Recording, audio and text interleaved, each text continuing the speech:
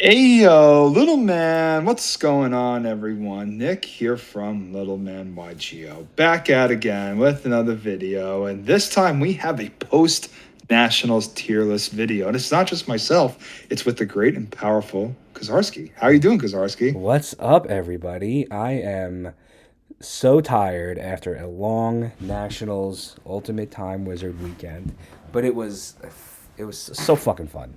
We had so much fun.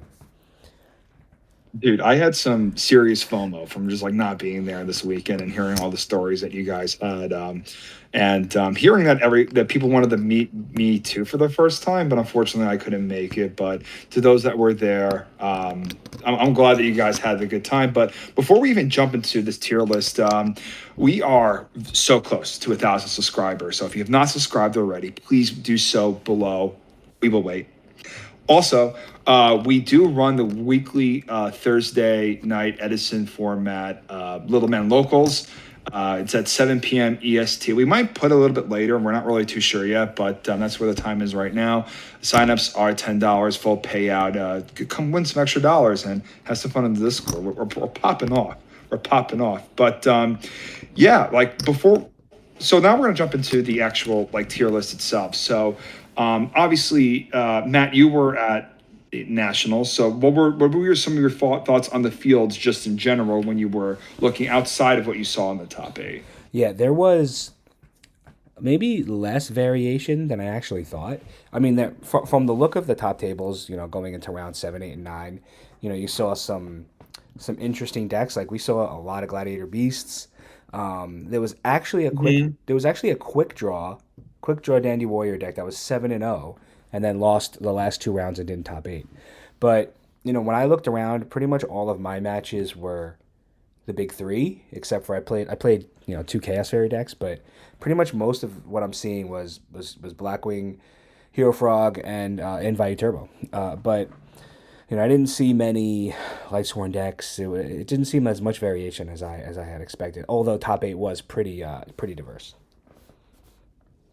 Awesome. Okay, cool. That's awesome to hear. And top eight was definitely the first, and it was like one of my favorite things to see. So, I guess just for starters, let's put the three decks that we know are the best decks in the format. In my opinion, it's yeah, Blackwing is first, Vayu is second, and then Frog Hero is third.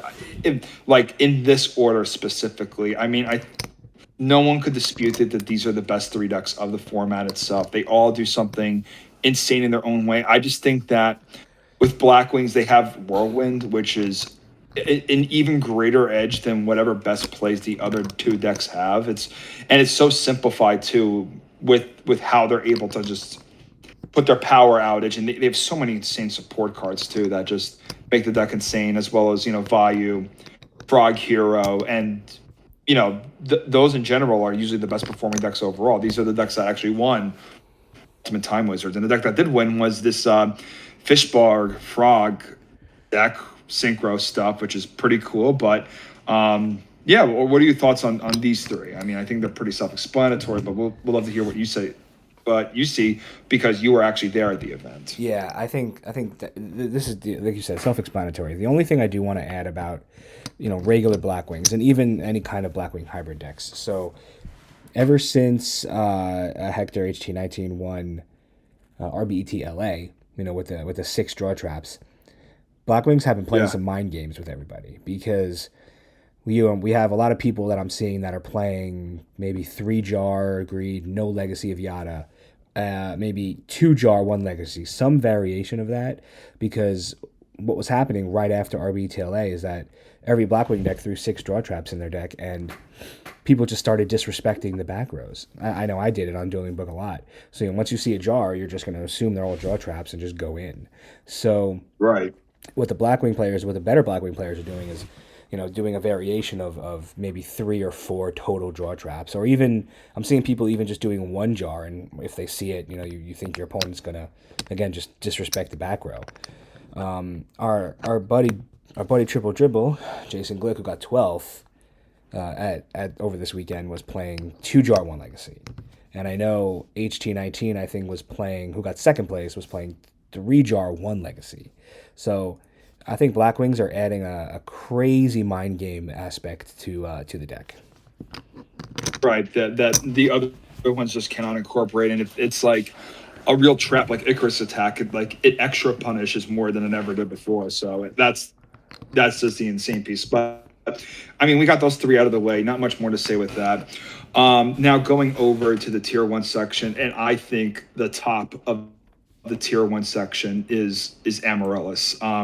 So I think we should move that one up there. In my opinion, this is the fourth best deck in the format, hands down. I think that it got two spots in top eight, both really different builds. Like both, one was a hero build, and the other one was more of a like the more standard list that we were seeing before with but except with like Gravaros and bottomlesses and stuff like that. This deck has really taken the format by storm, in my opinion. This deck has multiple second place finishes over the last couple of months. Obviously, Adam had a good result in Raleigh, and that kind of like snowballed with this deck. But the deck it just feels invincible when it does the thing that it's supposed to do every single time. Amarillis is just itself is just a crazy card. Titanial is insane. Miracle Fertilizer is this insane power card that multiplies value over time. It does have the brick factor. It feels like it's almost there, but it's just not seeing the popularity that the top three do have to net those results. But we show that the conversion on this deck is pretty crazy. And like, obviously we had one deck in top 16 where, and all these lists look different from one another, which is really cool, I gotta say. But what do you think of this Emeralds being in the fourth slot? Yeah, I think it's a really good spot for it, especially after, what is it, 25% of top eight this weekend was Amaryllis builds. But with what you were saying about them all being super different, I think there's going to be some even more innovation that's going to have to happen on this deck coming, because I think after Nationals, there's really going to be a huge metagame shift. With the surprise, not really surprise, but like with the rise of Gladiator beasts coming back, and we did a deck profile with Pavinci over the weekend, and his deck profile is on the channel, and I was saying to him after that, I think the trap lineup that he came up with was going to be playing into that metagame shift of a lot of Gladiator beasts, and that's going to cause more Blackwings to be played. And I think the trap lineup that he had was actually playing really well into that, which I think is why he did so well. Right. Yeah, I couldn't agree more. I definitely think that it's him on the deep prisons, and I mean, we could go on this for a very long time, but like off a decent amount of discard traps, like cutting down on the hidden armories too, which was interesting as it is. But I really do think that this deck has gotten its fourth spot as being the top tier one deck. That's for sure. And then I think this is where the real fun begins, is what comes after this. What do you think is right after Amaryllis in this top spot? You take. I've been throwing it around. You choose one next. It's kind of difficult because some of these decks have started to fall off. Like I made comments to some of my teammates this weekend that we barely saw any kind of machina control decks. Barely saw them at all. I think we're gonna, and I didn't see many zombie decks, but I think I saw a bunch of DV Hero beat over the weekend, and I'm not sure if I would consider that tier 1, maybe 1.5, or I mean, maybe I'm just crazy, but I think a lot of these other decks are going to be in the 1.5 category. Like I think we could put DV Hero beat probably right here. Yeah. Right. And I guess like to a lesser extent, you have that hero beat stun too, which I actually think is like the worst version of Diva Hero beat. I would put that like right in two, if I'm going to be honest. Mm-hmm. So it's because it's like, even though there was that Gemini Lancer deck that had like skill drains in it and had like a Barbaros, I think was it in it. It's just like you're playing like 1900 vanillas without the little juice that it needs, which is Diva. Like Diva carries a big portion of that deck. And I mean, like and Matt, you're the highest placing Diva player as of right now. You got second out of, for those of you that do not know, you got second out of Ribbit, online Ribbit, like back in October of last year or something like that. Yeah. But like it has so much representation. It doesn't play well until like the top decks. Unless you're playing against Blackwing, it plays really well into Blackwing. But what do you think is like really holding this deck back, at least in this current format? I think there's gonna, like I said, I was saying before, and I'll get back to it later about a big meta shift coming. But my biggest reason why I came off Diva Hero Beat was because, I mean, it's a super consistent deck, but you're gonna have the days where you're drawing no monsters or all monsters when you need the back rows. So, it's that kind of I don't know if it's a luck factor that is kind of took me off of the deck, but it's the other three decks are just so much more represented. I feel like the power ceiling on the other three decks is much higher than DV Hero Beat. I fully expect this deck to be on the rise coming because For sure. Amarillis is going to be on the rise after 25% of the top 8 spots, which means GBs are going to be even played even more. And how do you counteract GBs and Amarillis? You play Blackwings. How do you counter Blackwings? You play Diva Hero Beat. Right. Yeah. It's that constant shift, at least between those decks. So I definitely see that, but it really Hero Beat in some variation is really is soul searching this format. I really do strongly feel that way. Now, speaking of the kind of like the next, elephant in the room, Frog Combo, I would put it as the fifth best deck in the format there. And I know there's this tier list has not been updated to reflect the Fishborg Blaster Frog, but I consider that like the new Frog Combo. I played against it a little bit online. It just feels like very resilient. It feels like it does something different. The problem is that I don't feel like I could put it above a tier 1 status yet because it does need more results. I think people need to be a bit more familiar with it, and people need to be, and then obviously that's where people find the choke points. But I think that it's a relatively new deck. It's a very strong deck. Obviously, I mean, you were at Nationals, so you saw how that guy was performing, but were you able to get some glimpse of this guy's Frog Combo deck? I know that James Ark was on it when he played in the Gamer's Choice tournament that was in the previous weekend. But what are your thoughts on this Fishborg Frog kind of deck? I unfortunately didn't get to see any of his games.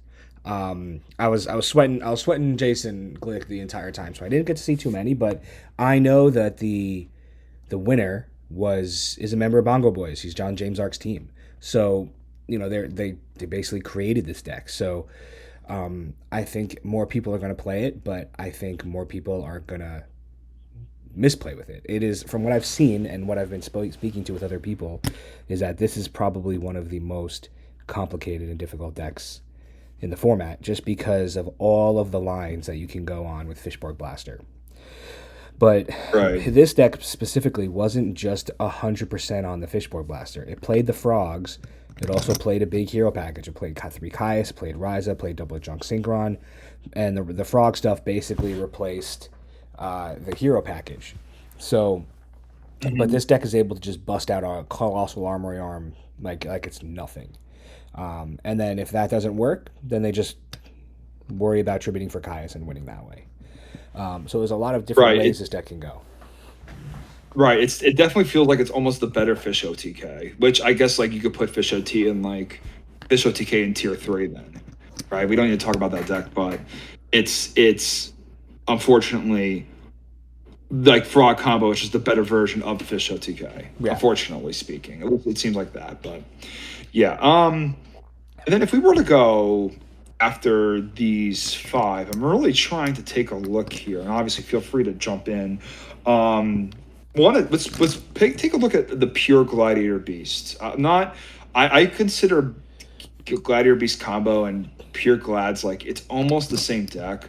I put it right below Diva Hero Beat in 1.5. It's like, and obviously I talk so much shit about this deck. I do think that it has so many problems as a deck, but there are so many people that bitch and complain about playing against this deck. It has to have some level of merit, right? Like, and that's what we kind of start seeing this year is this deck is actually getting a top here and there where it just did not before. Maybe it was a confirmation bias if people think that this deck is not good, but it's people who think that the deck is not good and also like not respecting the deck at the same time, which is why I think this deck is like gaining a lot of success. And I think that deck is it had more evolutions to it than I really did not expect.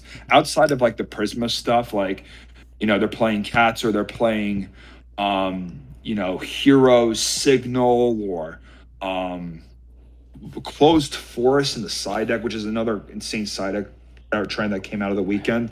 But and I know you're a big advocate, so like, what do you think about Glad? Because I mean, I know that you said there was a ton of them at nationals. So like, what are your just given thoughts on this? Yeah, I think there's going to be a big rise of Gladiator Beast players because of the success that nationals had. Yeah, one of them got fourth place, but there's also another one going into round 6 or 7 that was undefeated, and Hmm. the guy that got fourth was one of the losses that our teammate had on Saturday. But you're gonna have all these players hopping on the GB train when maybe they're too late.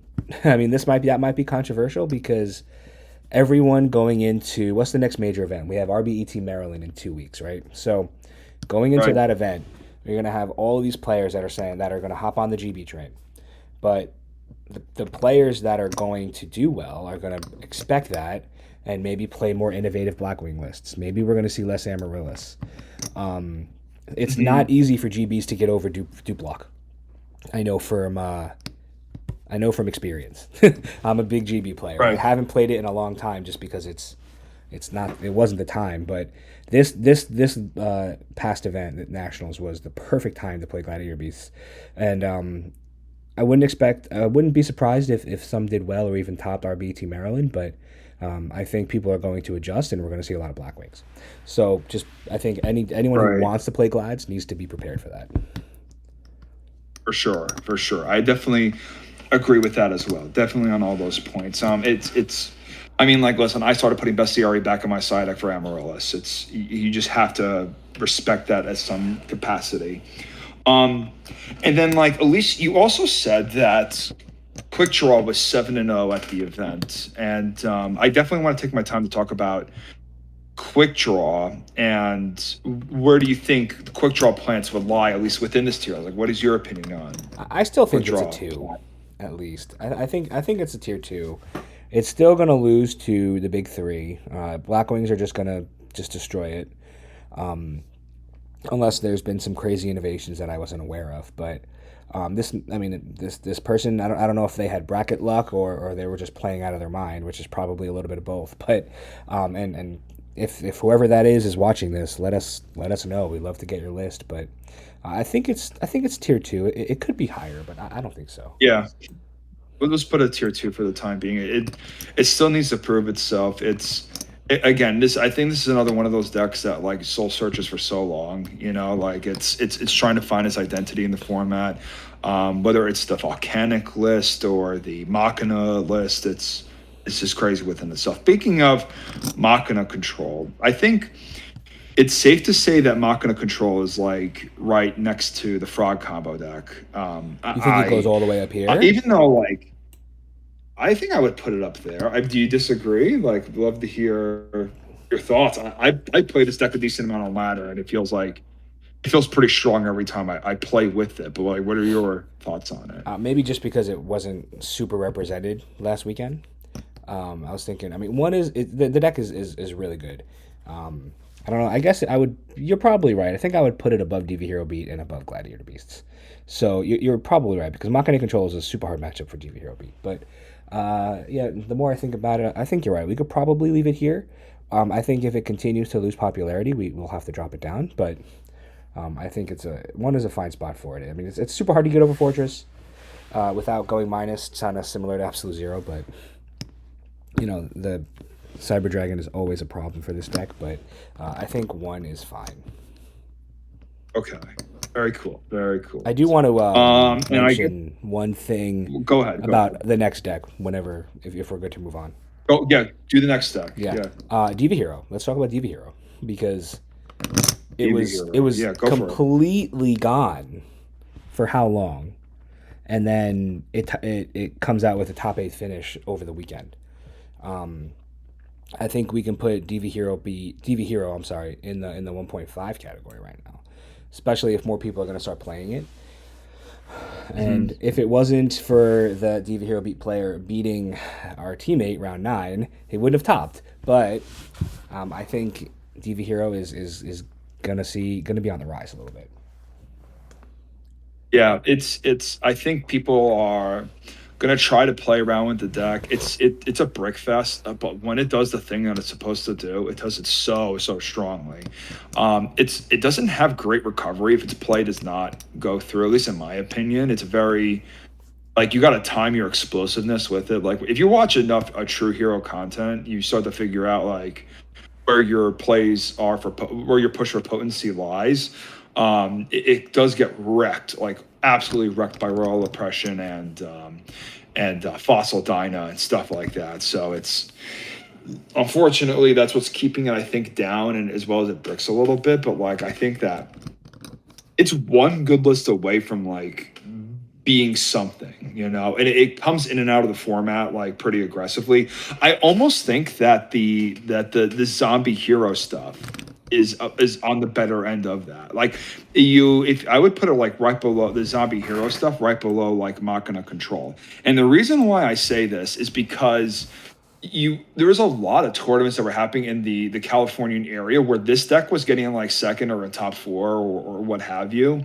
It just the cards combo like really well with one another. Like you get to some insanely explosive plays, but again, you are going to get destroyed by like Royal Oppression, Fossil Dyna. I've seen it on ladder a little bit too of like people playing zombie heroes and just like doing the zombie boards and then activating Miracle Fusion. You're like, oh geez, I lost. Like, and you feel like you have more gas in the tank too because you have all this backup with the zombies. Or if you blew your zombie load, then you have all of your load from the hero side of it. But I don't know if you've seen this deck pop around a little bit, but I've definitely seen it pop around a bit.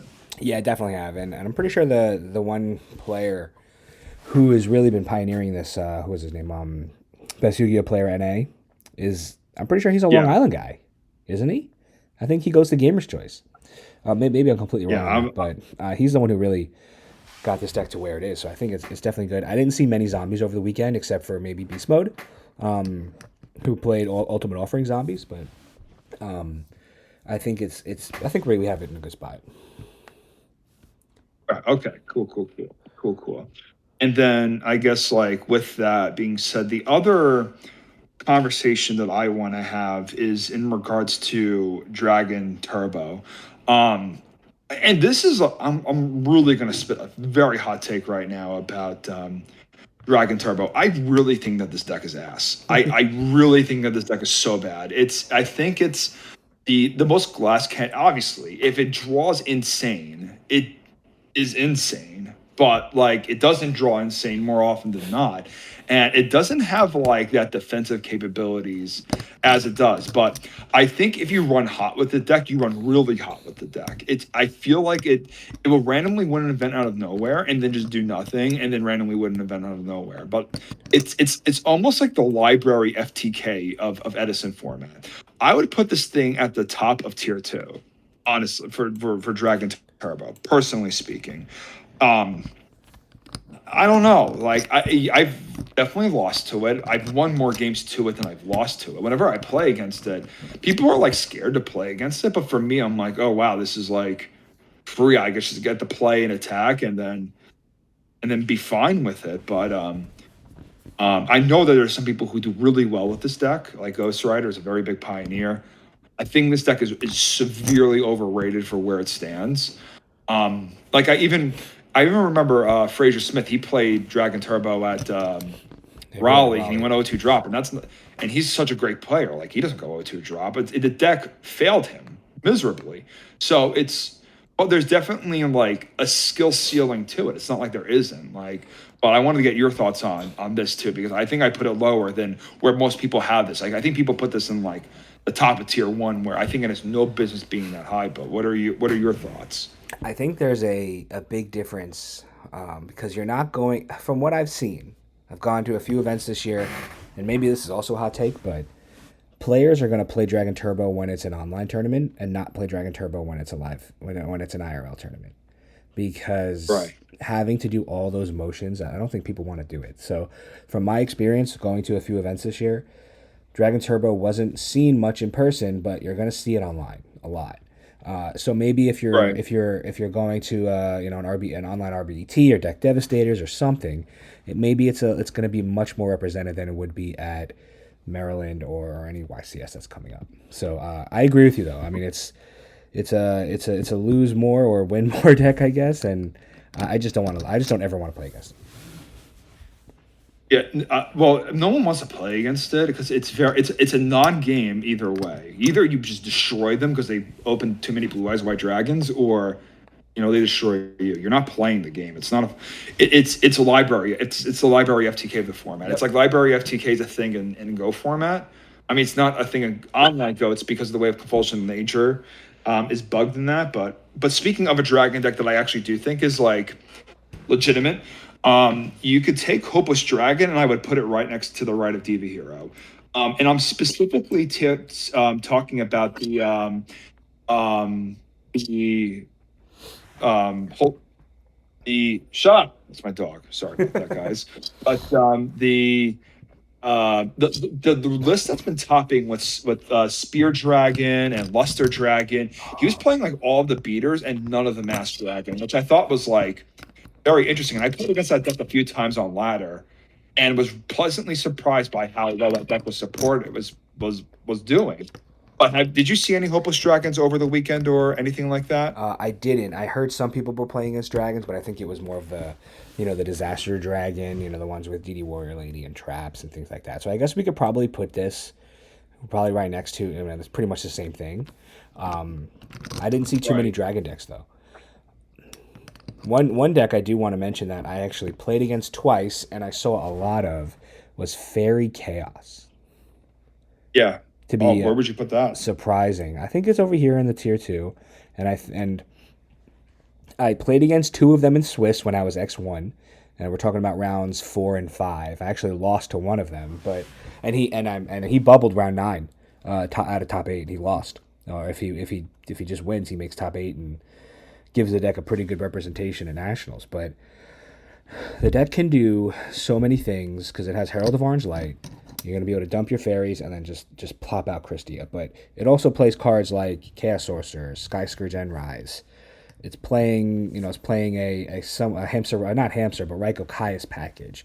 So it's kind of does a little bit of everything. I don't know if we're going to continue to Yeah. see it, I would but put I it saw a above bunch of it. tier two for sure. Yeah. Yeah. Like I'd put it above Dragon Turbo for sure. I think that deck is wildly better than Dragon Turbo. I like a long shot. I know that like it's a skill intensive deck, and I think if like you play it right, it's very rewarding.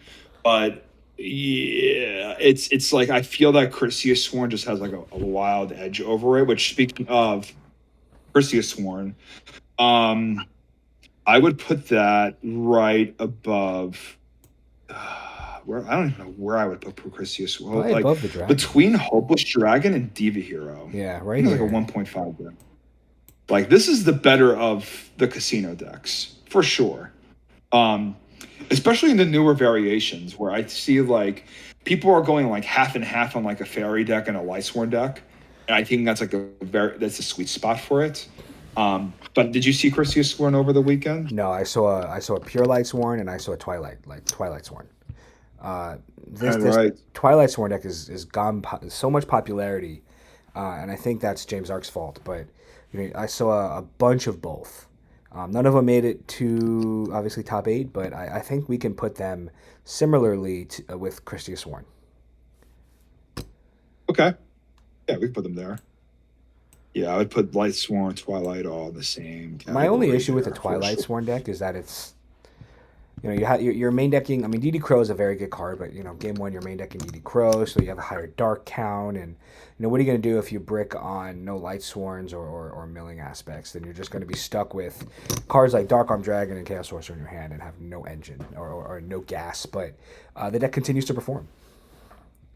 Right. Yeah, absolutely. Absolutely. Um, wow, it's so crazy. We're almost through most of the stuff. I think that like obviously there's a lot of repetition as you see here, one way over another. We touched on all the grander archetypes. Um, let's see here. Let's talk about Rescue Cat too. Because Rescue Cat is It has a fond place in my heart. Oh my god, I almost played it. I almost played it at Nats Nats last year, and I'm so glad I didn't. But um, the deck is has some cool toys to it. It's usually comboed with like zombies nowadays, but I think that I would put it just above quick draw plants in the tier 2 category. I think it could like it wins pods. I mean, that's fine if it wins a pod. I don't know if it could actually win like a huge or top a huge event, but I do think that this deck does need some soul searching. I think that deck is almost there, and it just needs the right combination of cards and like I think a good run for this deck to really succeed. But what are your thoughts on Rescue Cat? Because I know that you two also like the deck.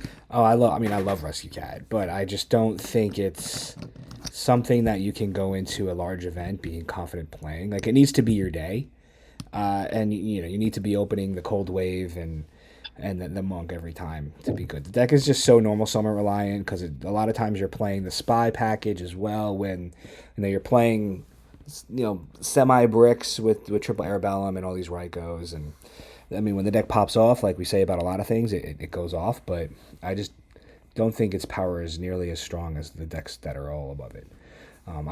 Right. I mean, I might even say it's lower. It should be maybe tier 3, but I think two's fine.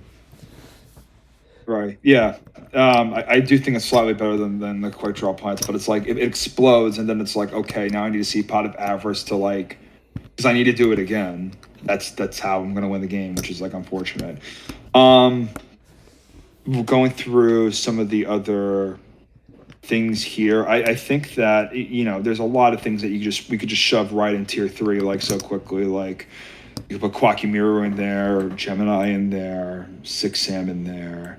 Yeah, some of these decks you just Lightsworn don't want to 60 play. cards. There's a whole ton of crap that we could just shove right into a three in just no particular order. Hopeless Value. That deck sucks so hard. Oddly enough, I saw a bunch of Six Uh, Sam over the weekend. what's that? You saw a bunch of Hopeless No, Six Value over the Samurai. weekend? Yeah, the Six Sam stuff. That's crazy. People are bananas for playing that I deck. I know. mean, it's missing a lot. I think if the deck had keys on, you could do something with it in this format, but unfortunately, that's just not the case.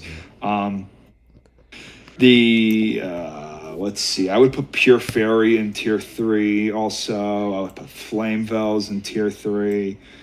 Um, I would put Kuros Field Control, unfortunately, in tier 3. Um, Machina Gadget also bottom. I put Machina Gadget actually in the bottom of tier 2. I feel like it could do something still to this day, even in this format. You just have. I think you have to just go heavy floodgate and do it, but that's neither here nor there. Um, Talking about X Sabers, X Sabers. I put that. Yeah. um, that deck is missing a lot too. Missing so much. Although it's a But super hard matchup for Amarillis, but it is it just needs so much. It's funny. You and I were talking about this before, and I was trying to figure out a way to make this deck work, and I thought Pashul was in the format, and it wasn't. And if it was, I feel like the deck could be so much better. But obviously you get Dark Soul a right, couple months later, but it's just not. It's not ready. It's a format away. right. It's not ready. It's just not ready yet. And then going over to some of the other more different stuff.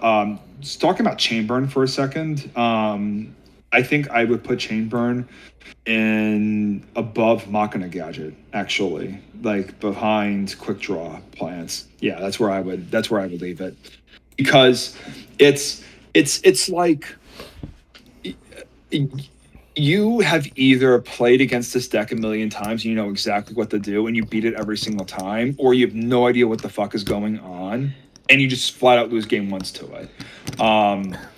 I mean, we have a really prominent Chamber player, our locals, who tops everything but locals, with Chamber, and like he'll go to the Gamer's Choice events, and we play him all the time. Yeah, Sean Killian, shout out to him for topping, the current format nationals. Usually a current format player. Um, But this deck is a force to be reckoned with. The side deck needs to be 1,000% figured out, though, of what direction this deck needs to do. I think there's a smoke screen that you could do with this deck. But what are your general thoughts on Chamber? Because I know no one wants to play against it, and it's not exactly fun to play. But what do you think? Fuck Chamber. That's what I have to say, and I think that's all we need to say about it. All right, to each their own. To each their own. I think a lot of these other decks, though, here, Nick, I think are just like either variations of stuff that we've already talked about, or like just stuff you're not going to play. Like, no one's going to play 60 card Lightsworn. You know, Welly Dad is kind of a non-existent. You can't play Gravekeepers in this format because it doesn't have Recruiter. So I think a lot of these decks are just, you know, just stay away. We should probably have had a fourth one, that maybe a sixth tier that just says just stay away. Right, because a lot of these are just variations of the things that we have talked about. Like, obviously, we would put probably Frog Monarch in probably like the top of 1.5. Oh, let's do that now. We could put Frog Monarch in the top of 1.5. Not saying much about that. Obviously, I think we could take the Dark Calling deck is another category that we've not talked about yet. I would put that above the Hero Beats, no, not Hero Beats Stun, the Rescue Cat deck. I would put it right above that, because that's where I think that deck belongs. It's another deck that feels like it needs to be figured out. I don't think its boss monsters is worth it as absolute zero. It's a very cool deck. The Gaia Plates, the Fossil Dynas, the Release from the Stones. It had its one breakout event earlier in the year and just didn't do really much sense, but it's cool. Obviously, I think you could put all the zombies in the same category just because they're all the same shit. But outside of that, we could do that. Aliens are balls, so you can put that right into tier 3. As much as I hate to see that. Gravekeeper. Filling it out. We're filling out. Gravekeeper, Opaless Value. Oh, that is so ass too. What even is that? That's the Sky Scourge Norilos deck with the value. Yeah. Blackwing Hybrid, I think you could put between Frog Combo and Machina Control. I think Blackwing Hybrid is just another Blackwing deck. You could just leave it as like it's the same, like Blackwing / Blackwing Hybrid for pure. Like I'm pretty sure HT19, who got second at Nationals, was playing Blackwing Hybrid. I think they're similar. Just they're playing additional Greffers for more of a value turbo aspect. But Blackwing Pure, Blackwing Hybrid, same thing. I think we can keep it in tier 1 or S. Perfect. Awesome. Cool. I think this does it. This is the post-national. This is the definitive post-nationals tier list. I like how this looks. I think it's objectively correct, like objectively as possibly correct. But what do you guys think? Drop some likes. You gotta subscribe because we need to get to 1,000 so we can make money off these fucking videos. And leave some comments. Tell me what you would have changed. What would you put higher? What would you put lower? But any other closing thoughts, Kasarski, on the weekend or the future of the format as it stays right now? I think we're going to see some change coming up. I think we're going to see some different things happening at Maryland and going forward based on what the metagame was at Nationals.